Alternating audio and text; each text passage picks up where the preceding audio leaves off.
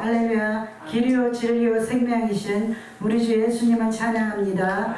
오늘 성교단과 우리 박소월 목사님의 하나님을 향한 그 크신 믿음의 사랑을 우리 하나님 아버지께서 기뻐 받으실 줄 믿습니다. 오직 주님께만 영광 돌려드리겠습니다. 또 오늘 말씀을 또 가지시고 귀하게 선포하실 분당 하늘빛 교회에서 김준식 담임 목사님께서 오늘 가져오신 말씀으로 설교하실 때 큰 은혜 받으시기를 바라겠습니다. 할렐루야! 할렐루야! 기도하겠습니다.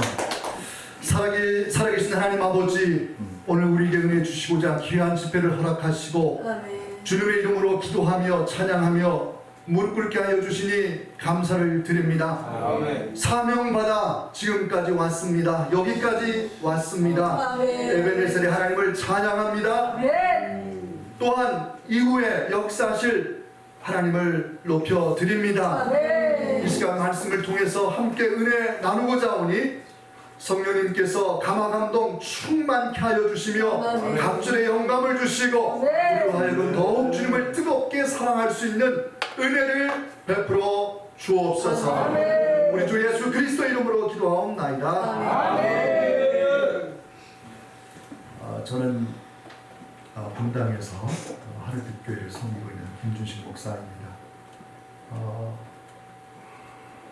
목회를 한지 18년, 19년째를 맡고 있고요. 주님 앞에 부르심을 받고 25부터 목회자의 길로 접어들어 지금까지 신앙 그리고 목회를 하고 있습니다.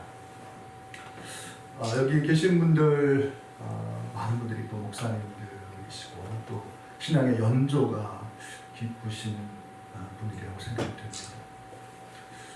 그런데 신앙생활을 하면 할수록 우리는 한 가지 질문들을 갖게 됩니다. 왜 하나님께서 나를 사지로 몰아내셨을까? 왜 하나님께서 나를 이런 궁지로 몰아넣으셨을까? 왜 하나님께서 나를 이렇게 수모의 현장으로 내오셨을까 하는 그런 질문을 가질 때가 한 번씩은 분명히 있으리라 생각이 듭니다. 그때가 저는 2017년이었습니다. 목회를 이제 13년, 14년 이렇게 흘러가면서 나름대로 열심히 했고요. 그리고 학업에 대한 그런 간절한 소망이 있어서 제가 계속해서 공부를 하며 박사과정을 마치고 있을 때였습니다. 어느 날 제게 약간의 불안 증세가 생기기 시작했어요. 그리고 어느 날 이상하다 병원에 가봤더니 우울증 증상이 생기고 있는 거예요. 그것이 원인은 뭐냐면 갑상선에 이상이 생긴 겁니다. 갑상선 저하, 항진 막 왔다 갔다 하는 그것 때문에 우울감이 시작된 것 같고요. 불안 증세가 시작되었어요. 근데 저는 그거를 대수롭게 여기지 않았습니다. 근데 그러길 이제 한 달, 두 달 가면서 이게 좀 심각해지기 시작했어요. 어느 날 가더라고 극장에 갔더니 갑자기 막 뭔가에 갇힌 느낌? 죽을 것 같은 느낌? 막 이런 게 찾아오는 거예요. 그리고 공간에 갇힌 느낌, 숨이 안 쉬어지는 느낌. 여러분 이게 공황장애거든요. 제가 그 사실도 잘 몰랐어요. 왜 이러지? 내가 왜 이러지? 내가 정말 남들을 헌신하고 정말 뜨겁게 주님을 사랑하고 삶을 펼쳐왔고 그렇게 헌신해 왔는데 왜 갑자기 나에게 이런 일이 생길까? 너무너무 힘들었어요. 누구한테 이걸 말하기도 그렇고 가족들에게도 알리기도 참 뭐하고. 그런데 이것이 점점 심해졌어요. 예. 막 이제 자살 충동도 막. 막 죽고 싶어. 막.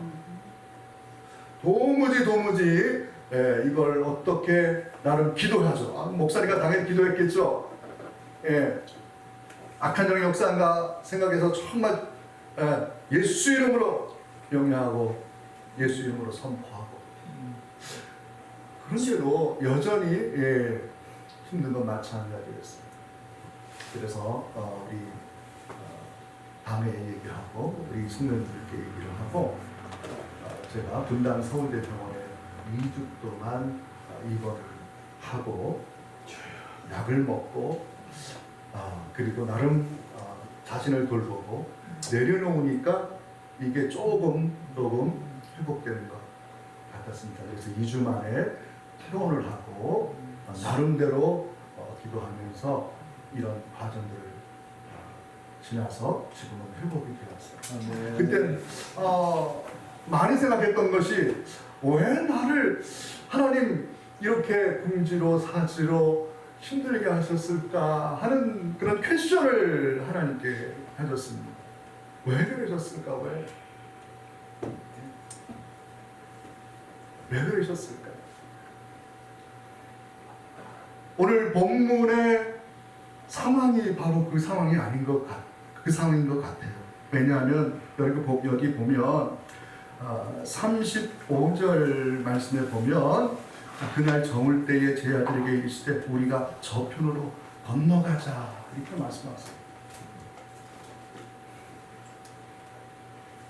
그런데 가는 도중에 풍랑이는 상황이 펼쳐지게 됩니다. 아마 제자들이 이런 생각을 하지 않았을까요? 지금 풍랑이는 상황, 고통받는 상황, 절망적인 상황, 바다에 빠져 죽을 수밖에 없는 이 상황, 이 상황에 처한 이것은 주님이 하신 것이 아닐까?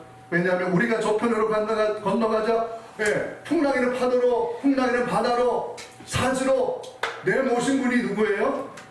주님이시잖아요. 지금. 제자들이 자원해서 간 거 아닙니다. 제자들이 자원해서 간 게 아니라 여기 분명히 보면 우리가 저편으로 건너가자, 풍랑이는 바다를 향해서 건너가자 이렇게 말씀하신 건 주님이에요. 주님이 왜 이런 사지로 우리를 몰아내셨는가? 왜 이런 어려운 상황으로 궁지로 내모셨는가? 우리는 퀘스천을 가질 수밖에 없어요. 제자들은 퀘스천을 가질 수밖에 없습니다. 아마 여기 계신 목사님들 다 마찬가지일 것 같아요. 여기 계신 우리 권사님들도 마찬가지일 거예요. 아이들의 속색이잖아요. 때로 물질 없어서 너무 힘들잖아요. 저도 너무 힘든 물질적인 상황도 해봐졌어요. 그러니까 왜 이런 사절, 이런 어려움으로 내모셨을까 하는 궁금증을 우리는 갖습니다. 그런데 오늘 본문에 주님께서 이렇게 또 말씀하세요. 40절 말씀에 보면 이에 제자들에게 이르시되 어찌하여 이렇게 무서워하느냐? 너희가 어찌 믿음이 없느냐? 주님은 이것을 믿음이 없다고 말씀해요. 믿음이 없다고. 당신이 몰아내셨고 그러셨음에도 우리 향해 믿음이 없느냐? 믿음이 없느냐? 이렇게 말씀하세요. 너무 당황스러운 상황 아니에요?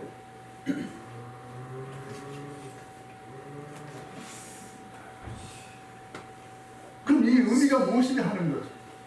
왜 당신이 이런 목회자의 길로, 사역자의 길로 몰아내셨으며 당신이 책임져 주셔야 되는데 믿음이 없느냐 우리 향해 말씀하세요.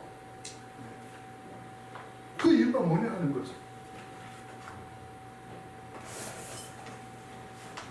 그 이유가 오늘 본문 말씀 바로 이전에 4장 1절부터 이제 32절까지의 말씀에서 그 이유를 말씀하신 것 같아요.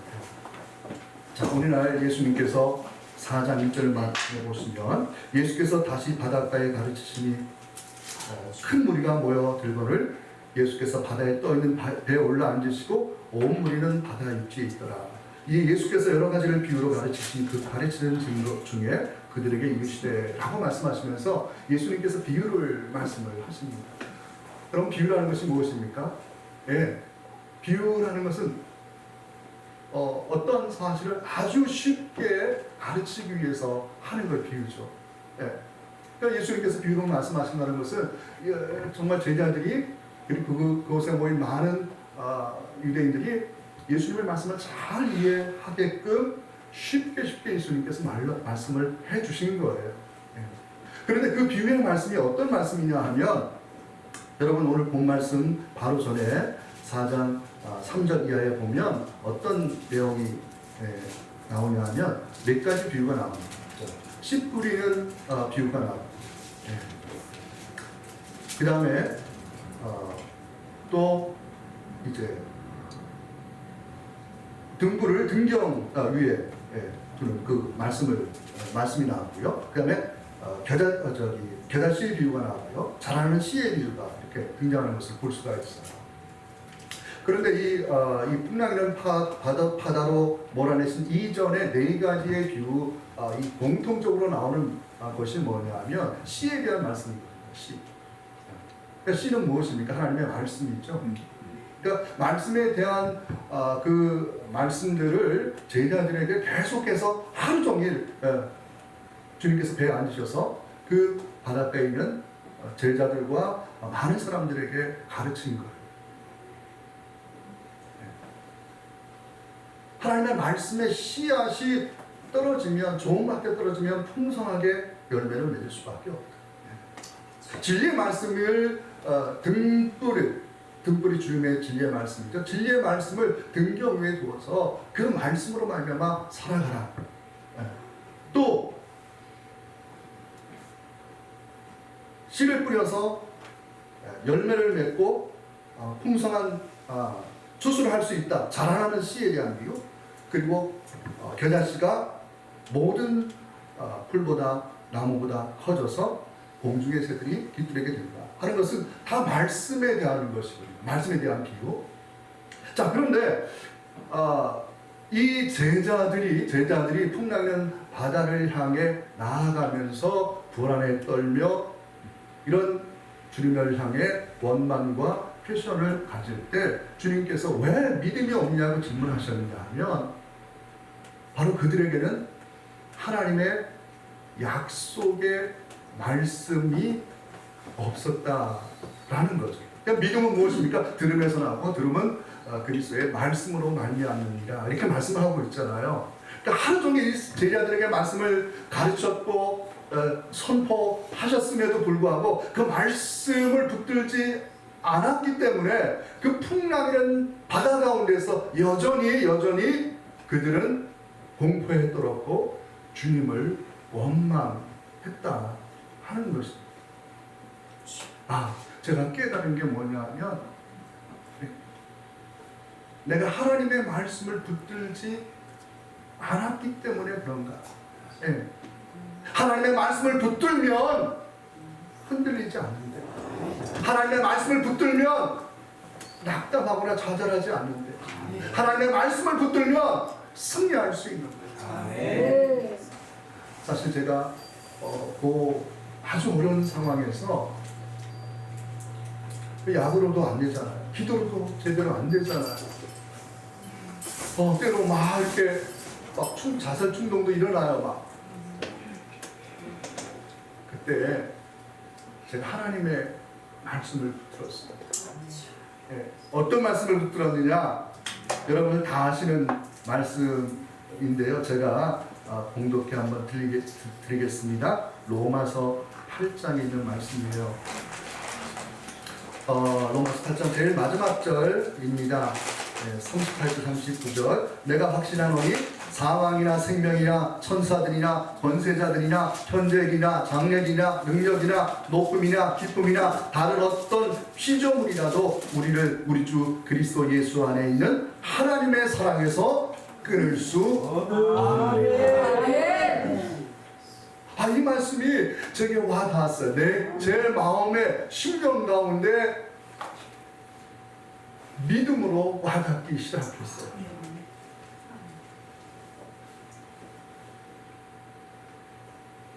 그 말씀을 붙들었더니, 그 말씀을 선포했더니 끊임없이 솟아오르는 그런 여러 가지의 영적 도전들과 감정의 어떤 그런 힘든 것과 끊임없는 충동들도 이 말씀으로 대처할 수가 있었습니다.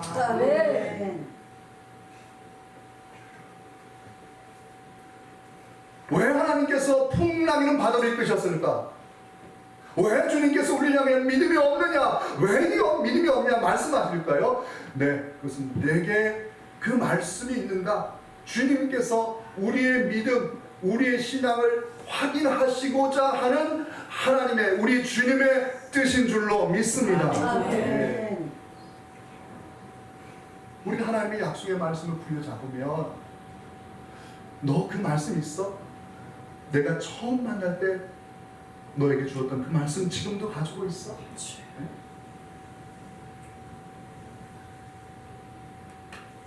그 말씀을 가지고 있으면 우리는 분명히 그 어떤 환난과 시련과 역경 가운데서도, 그리고 내가 목회자로 부르심을 받은 때로 퀘션 마크를 가지고 하나님 앞에 원망을 쏟아 놓을 때도 그것을 이기게 하시는 하나님의 역사를 우리는 분명히 확실하게 경험하게 될 줄로 믿습니다. 자, 두 번째가 있는 것 같아요. 왜 하나님께서 이런 어려운 가운데로 우리를 몰아내실까? 첫 번째는 하나님의 말씀에 대한 확인이 있죠. 확인. 두 번째는 오늘 본문에 이 사건 이후에 등장하는 또 하나의 사건이 있는 것 같습니다. 왜 하나님께서 이런 풍랑이란 바다를 건너게 하실까? 그것은 5장 1절 이하의 한 가지 또 사건을 통해서 알 수 있는 것 같아요. 여러분, 5장 1절 이하에 어떤 사건이 나오냐면, 예수님께서 바다 건너편에 가셔서 거라사니 지방에 이르러 귀신 들린 한 사람을 만나는 장면을 볼 수가 있습니다.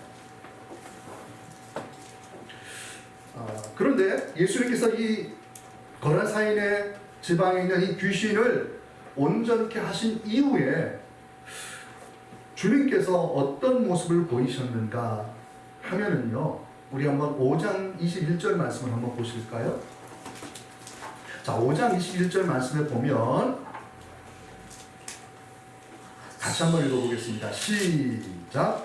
예수께서 배를 타시고 다시 맞은편으로 건너가시니 큰 무리가 그에게 모이거늘. 자, 여기 보시면 예수님께서 배를 타고 건너가셨어요. 지금 풍랑을, 제자들, 12제자들과 주님께서 풍랑이란 바다를 건너셨습니다. 건너편에 가셨어요.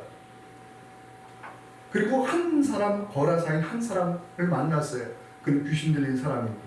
귀신 들린 사람은 어떤 사람이에요? 세상에서 내버린 사람이에요. 이 사람은요, 무덤 사이에 살았던 사람이에요. 누구의 돌봄도 받지 않은 사람이에요. 외면받는 사람입니다.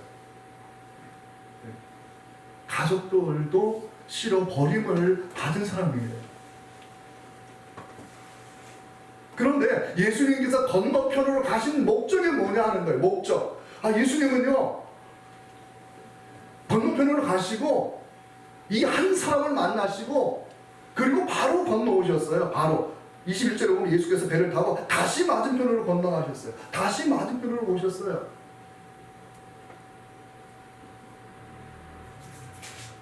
여러분, 예수님께서 왜 제자들과 함께 풍랑이는 바다를 건너셨을까요? 왜 제자들에게 풍랑이는 바다를 건너게 하셨을까요? 왜 여러분을 목회지로 내보내셨을까요? 여러분은 왜 신앙생활을 하시게 하셨고 여러분을 때로 어려운 상황에 예수님께서 몰아내셨을까요? 한 영혼입니다. 한 영혼. 아멘. 한 영혼이 생명을 걸고 얻어할 사람이 누구인가? 예수님께서 오늘 이 사실을 통해서 우리가 보여주시는 거예요. 제자들에게 너희가 생명을 걸고 이 바다를 건넜니? 왜 건넜는지 너희가 아니? 그 이유가 다른 것이 아니다. 너희가 명예를 주치려 목회를 하게 되었느냐? 내가 너에게 명예를 준다? 아니잖아요. 내가 너에게 부를 준다? 아니잖아요. 내가 너에게 땅을 준다? 아니잖아요. 왜 주님께서 우리를 목회지로 보내셨을까? 왜 우리의 때로 우리 어려운 상황으로 우리를 이끌어 내셨을까요? 그 목적은 다른 것이 아니더라고요. 한 영혼, 한 영혼. 제가 몸이 아프고 힘들 때 사실 목회를 좀 내려놓을까 별 생각 다 했어요. 네. 우리가 뭐 내려놓음이라는 얘기도 많이 하잖아요. 네. 그래서 목회를 좀 내려놓을까 하는 생각도 있었습니다. 그리고 이제 정신적인 어떤 힘들고 어려운 상황에서 이길 수 있는 가장 쉬운 방법은 사실 그 자리에 떠나는 거잖아요. 떠나는 게 여러 가지 정신적인 어려운 상황에서 벗어나는 아주 첫 번째 치료의 방법이거든요. 그런 마음들이 있었어요. 내가 목회를 계속 해야 돼. 내 자리를 좀 내려놓을까?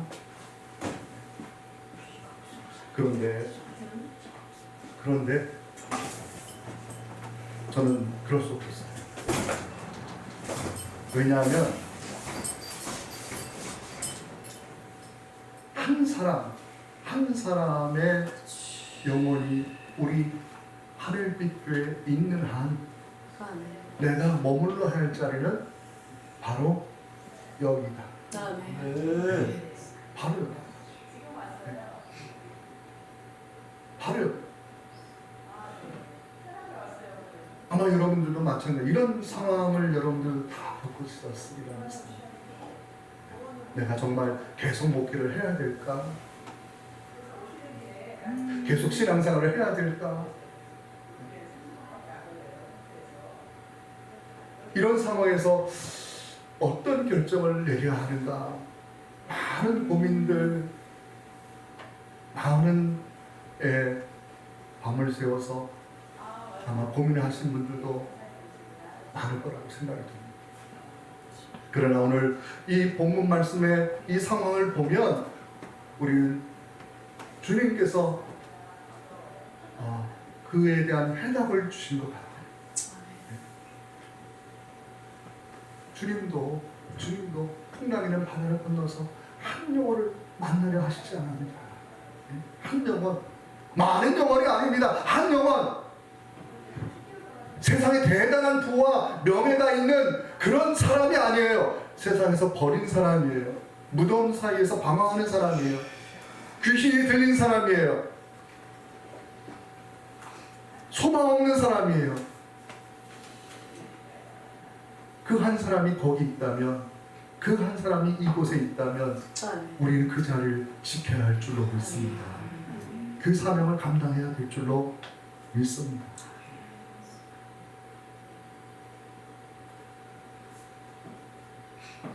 저는 그 자리를 버릴 수가 없었어요. 떠날 수가 없었어요. 그 자리를 지키고 지금까지 목회를 하고 있습니다. 저희 교회가 크지 않습니다. 저희 교회도 작아요. 주일날 예배 인원 25명 정도, 제적은 한 40명 정도인데 25명. 작은 교회. 그러나 제가 있어야 할 곳은 바로 그곳이었습니다. 여러분들도 때로 힘들고 어려운 상황에 있을 겁니다. 그러나 한 영혼을 향한 주님이 우리를 그렇게 부르셨는데 그 부르심에 순종하여서 그 한 영혼 한 영혼을 보듬고 감싸 안고 살아낼 수 있는 저와 여러분 될 수 있기를 주님의 이름으로 간절히 축원을 드립니다. 그리고 제가 이 본 말씀을 묵상하면서 특별히 이 35절 말씀이 굉장히 와 닿았습니다. 그건 뭐냐면요, 그날 저물 때 제자들에게 이르시되 우리가 저편으로 건너가자 이렇게 말씀하셨어요.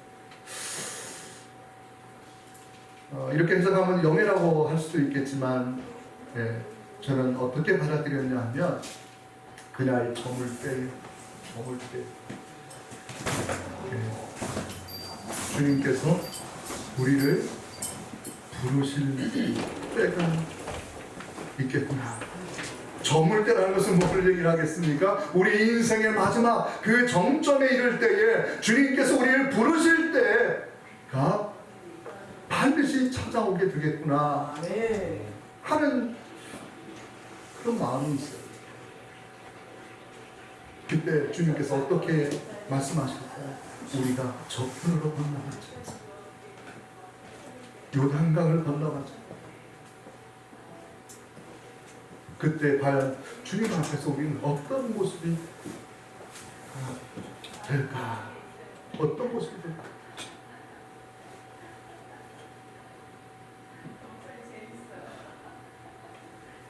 그 부르심 앞에 나는 어떤 모습으로 그 심판대 앞에 비춰질까 하는 말씀을 특별히 마음에 담게 되었습니다.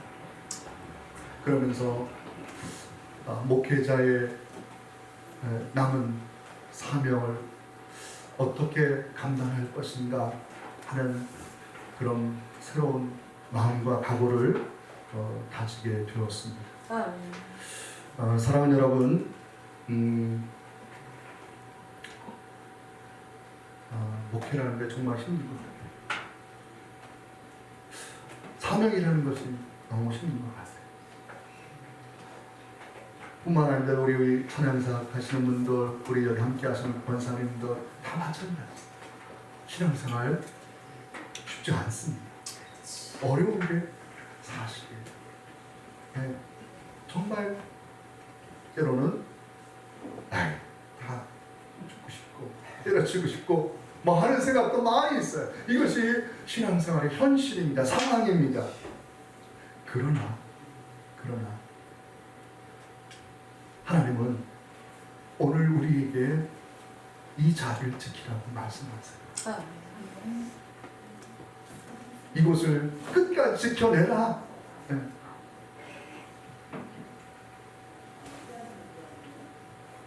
저편으로 건너가자. 주님이 부르실 때가 있는데 그때 내가 너를 반드시 기록해줘. 그때 너에게 분명한 상급을 줘. 너에게 생명의 멸류관, 의의 멸류관, 영광의 멸류관 줄 거야. 그것은 소망.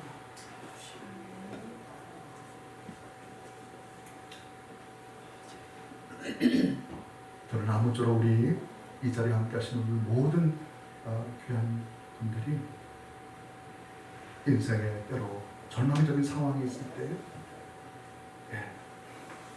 내가 왜 거기 있어야 하는지, 내가 왜 거기서 끝까지 사명을 감당해야 하는지 오늘 말씀을 통해서 다시 한번 되돌아보고 다시 우리 모두 결단하는 귀한 시간 될 수 있기를 주님의 이름으로 간절히 축원을 드립니다.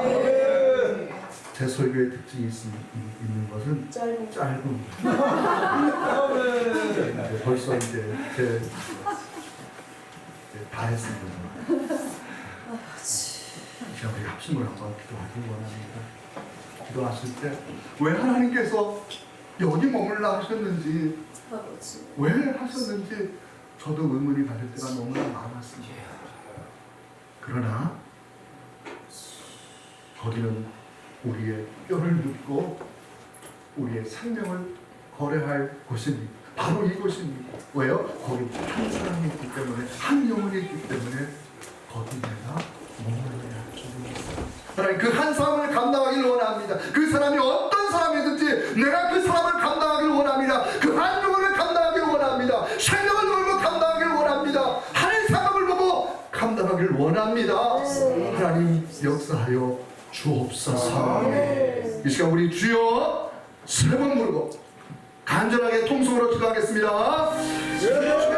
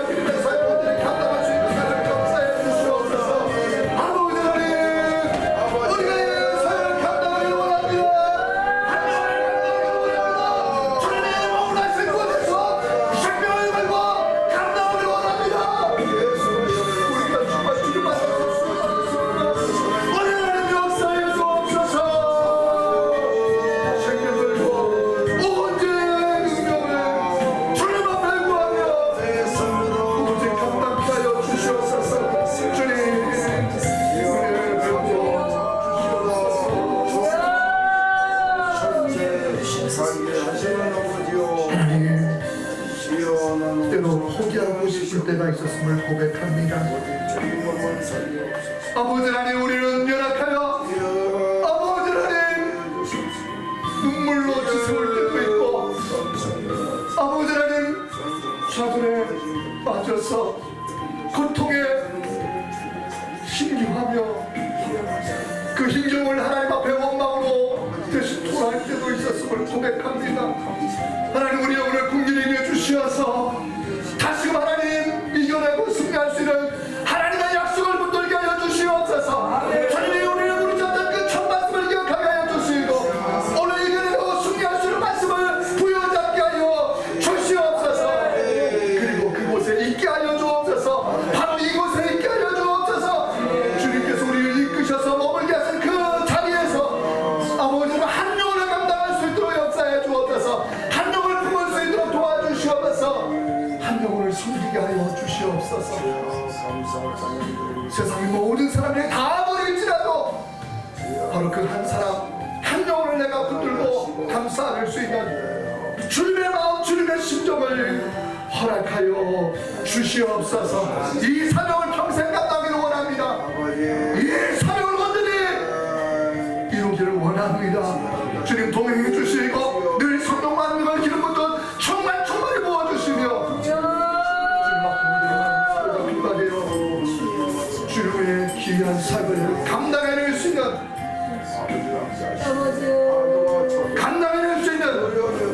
귀한 믿음의 모습들 되게 하여 주시옵소서. 저편으로 건너가자. 주님이 우리 인생의 여정 마지막에 부르실 때 기쁘게 그 부르심을 들을 수 있는 우리 귀한 목사님들 그리고 우리 귀한 성도님들 되게 하여 주시옵소서. 우리 주 예수 그리스도 이름으로 기도하옵나이다. 아멘.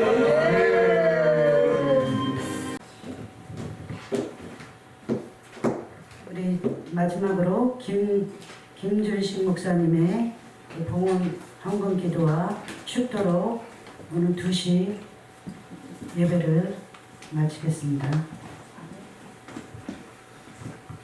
살아계신 하나님 아버지, 우리 인생의 모든 것들을 주님 위에, 주님의 손 위에 올려놓습니다. 한 아이가 보리떡 5개와 물고기 2마리를 주님의 손에 얹어 놓았을 때 5,000명이나 되는, 아니 어린아이와 여인들 포함 2만 명이 넘는 수많은 사람들을 먹이고도 남았던 것처럼, 비록 우리가 주님 위에 올려놓는 이 작은 헌금이지만 크게 하나님 역사해 주실 줄로 믿습니다. 아멘. 우리 살게 현장에 5,000명이 먹고 남을 수 있는 그런 풍성한 은혜, 풍성한 부요, 풍성한 기적과 표적과 능력들이 나타나게 될 줄로 믿습니다. 아멘. 주여, 우리를 통해서 이루어 가시고 우리를 통해서 영광 받아 주옵소서.